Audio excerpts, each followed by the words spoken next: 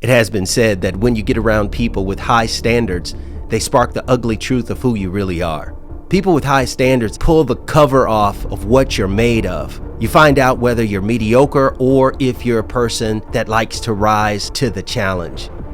This is why there are haters. Haters are comfortable with mediocrity. Haters find it difficult and uncomfortable to be around people who are constantly trying to achieve, constantly trying to grow. Why don't you just stay the same? Why don't you just leave it alone? You're doing too much. You hear that all the time. And when you get around people with high standards, they will expose what's really inside of you. When I was in basic training and I got around greatness, it flipped a switch for me. There was one guy who maxed out the push-ups every time, maxed out the sit-ups every time, and maxed the run every time. He was Mr. 300 man. And rather than being a hater of him, it flipped a switch for me. It hit the competitor in me, pushed me to discover what it was exactly he was doing to max out every category on the field.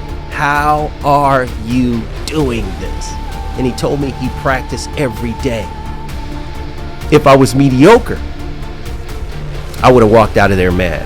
If I was mediocre, I would have walked out of there probably confused. If I was mediocre, if I was a hater, I would have walked out of there with an attitude and found reasons to put the man down and talk behind his back or something. People do it all the time. Haters are comfortable with mediocrity. And you're going to find them in your life as you try to grow, as you try to achieve. And I tell people from time to time, you need to separate yourself from people who are comfortable with mediocrity. But more than that, getting around those folks with high standards is going to expose who you are. And that's more important than what other people do. It's important about where you stand and what you're going to do with your next decision and if you're going to rise to the challenge.